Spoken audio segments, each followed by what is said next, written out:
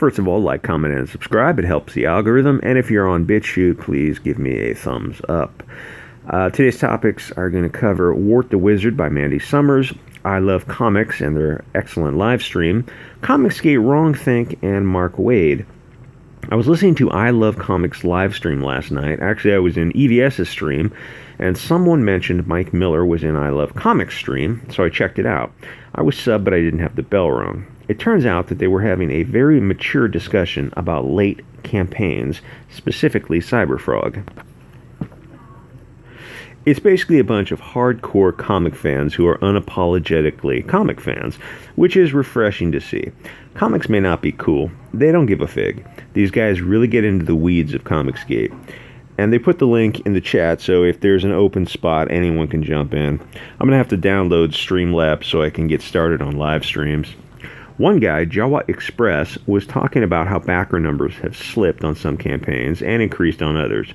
Mike Miller at Blacklist Universe has not only increased his backer numbers, but he has also increased his average gross per book. Actually, at about 1:30 a.m., Mike Miller hopped on the live stream to talk about trying to get his comics in stores. It's cool that Mike hops on a stream with less than 30 people in it. It's nice to see Comicsgate is spreading out beyond just Ethan's channel. The Jack Show is coming on strong. It used to be Ethan's show was the end-all be-all, but finally there is some competition. Malin's After Midnight show is great, and a lot of these smaller Comicsgate channels are doing their own thing and selling books. One of them I came across on IndieCron was Wart the Wizard by Mandy Summers. She made a comic for her kid and decided to put it in production. She's over $6,000. That is something that just wouldn't have been possible before Diversity in Comics laid the groundwork. We all owe Diversity in Comics a lot of thanks. Mike Miller said something about he didn't need followers who only follow EVS, but only follow him because EVS told them to, but that isn't how the YouTube algorithm works. Numbers help. That's why I wish YouTube would be honest about what words aren't allowed. On some videos, notifications won't go out and the video gets 0 views. If the word breasts isn't allowed in the title, just tell us. My past 2 videos, no notifications went out and there's like 2 views on it, so... Anyway, people were talking last night, 2 a.m. my time, 5 a.m. their time, about if Comicsgate is losing steam. Right off the bat, no, I don't think so. It's growing, but it's also spreading out faster than it's growing, if you follow me. The ratio of new projects is growing faster than we are getting new customers. So what is happening in some cases is the second campaigns have a higher dollar amount but fewer actual buyers. They're just buying more expensive tiers. And if I'm being honest, Cyberfrog and some other projects being late isn't good. People are a little more cautious, and the drama in infighting is souring people a little bit. I'm not sure what is going on with Ben Henderson, but that will be the topic for another video. And Sean Campbell's The Ferryman Part 2 isn't selling well, but it looks like an excellent book, so I'm not sure what is going on there. So why haven't the big channels had Sean Campbell on to talk about his book? The Jack Show could have him on for, say, an hour, then just leave his Indiegogo on in the background. And I'm not just mindlessly sucking up to this guy in his campaign. I looked at his book on Indiegogo. It looks really good. I mean, it looks like top tier kind of Matrix-y science fiction. So it's really weird that it's just kind of sitting in the weeds. And once I get enough subs, I'm going to jump in and start live streaming. But I need 500 subs before I can live stream off the phone. And I gain subs, but then I say something inflammatory and I piss people off and I lose like a dozen at once. So it's going to be a while before I get 500.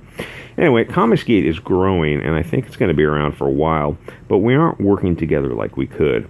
One point somebody brought up was the distribution issue. The books are $25, which is okay if the book is big enough or a collectible. It's a great deal if it's 100 pages, but the shipping is a problem. Obviously, the books need to get into stores or maybe get added to Amazon. So if you buy over a certain amount, you get free shipping. Or what if people had their books printed at one printer so you could buy them together and save on shipping? Obviously, that would mean the books would have to go out on time. Looking at you, Ethan.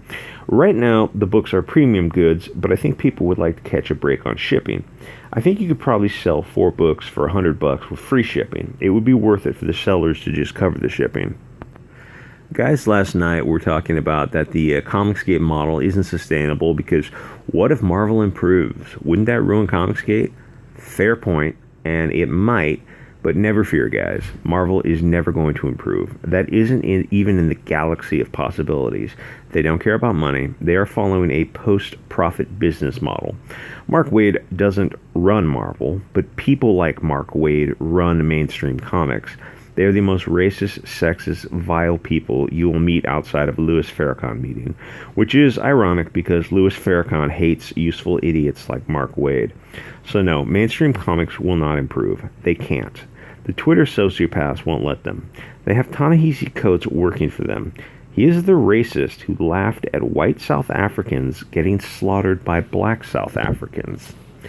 I made a video about it, but it's on BitChute. The last time I checked, his tweet was still up. DC had an artist, Robbie Rectum Rodriguez, who sexually harassed the human sunbeam by sending him a picture of his anus. It still haunts me. They didn't fire him.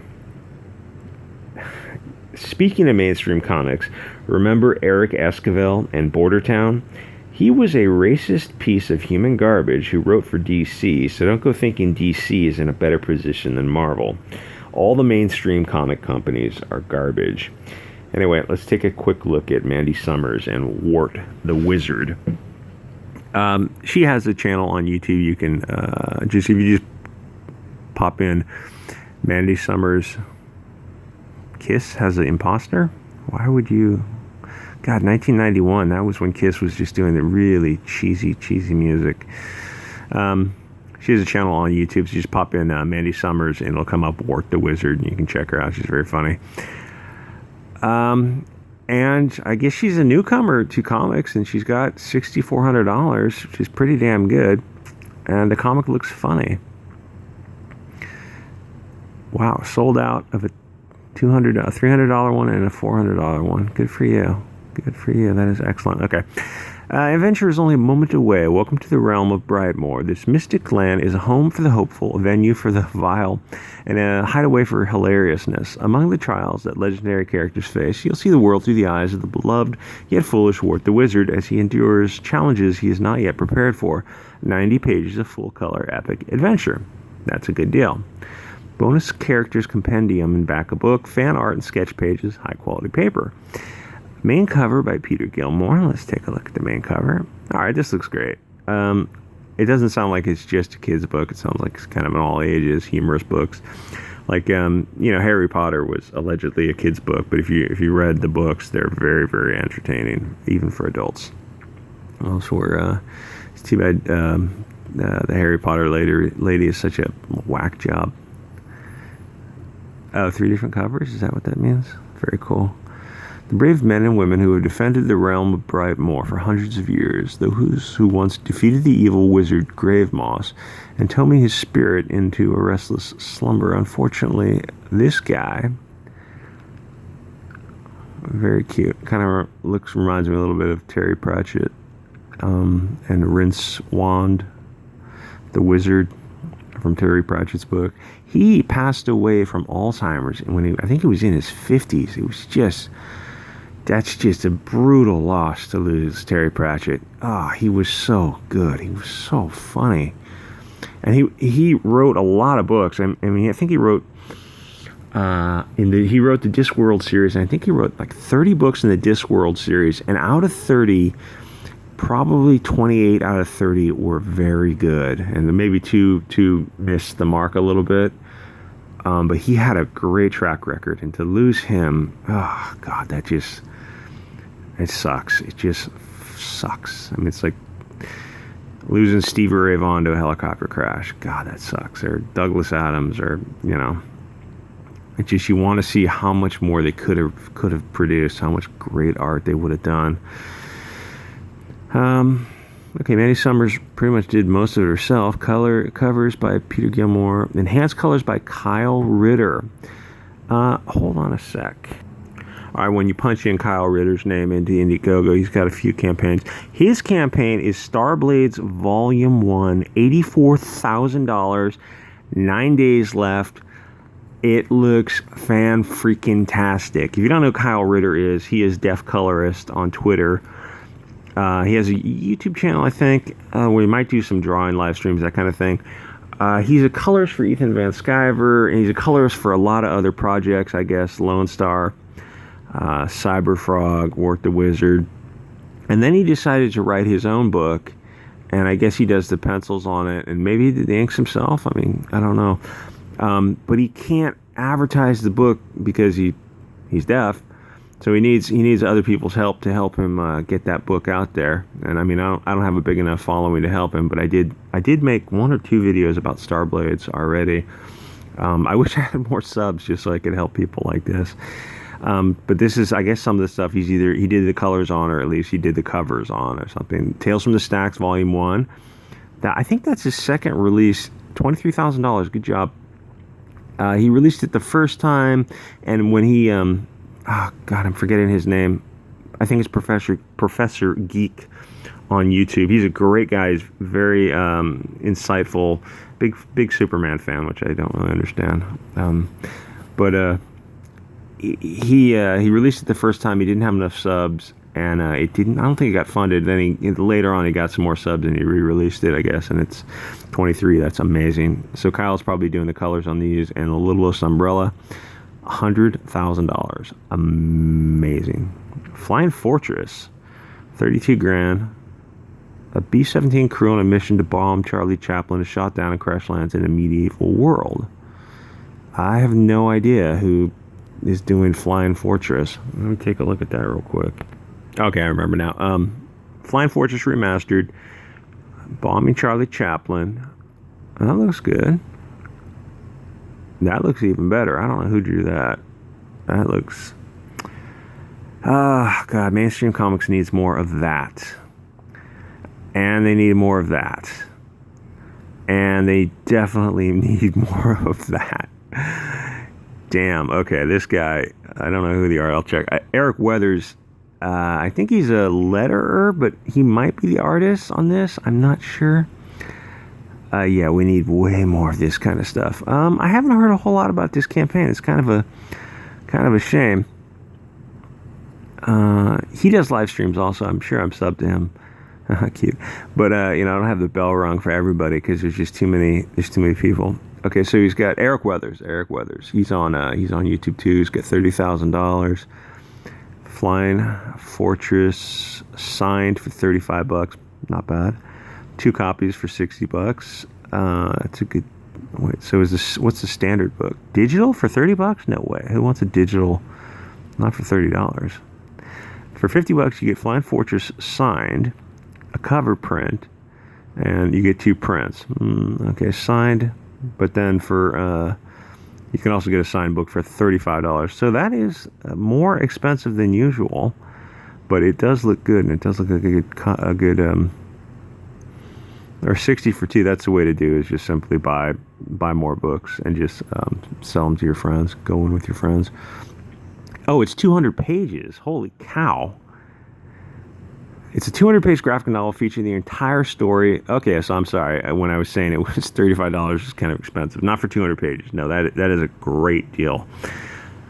Beautiful new cover with colors by Kyle Ritter. Updated designs, lettering, art changes make the book a must-have. $30,000. Okay, so they got $30,000. What is the next one? Oh, I probably didn't anticipate more than $30,000. Yeah, $30,000 is what you need. Is probably like what you need to have a book solidly in the black ink. So, that looks good. That I really dig war stuff and World War II kind of stuff. Of course, I can't say who they're fighting on YouTube because YouTube is just a bunch of. It's like, is it made for children or is it made for adults? And they say, well, it's made for cat videos. All these political sites on YouTube, and they think, oh, they're making so much money from us. Why are they censoring us? And then you find out, no, actually the political stuff on YouTube is like less than 5%. The majority of advertising revenue on YouTube comes from cat videos. So it's not... A lot of people who are using YouTube, that looks fantastic, who are using YouTube now are not long for the platform. There's got to be an alternative platform coming up because it's a cat video and cooking shows and like vegan recipes and health and fitness, that kind of stuff. It's not for a lot of, it's not for what you think it is. YouTube is just absolutely 100%, for making revenue, which I understand. But anyway, like, comment, subscribe, and I'll see you guys all next episode.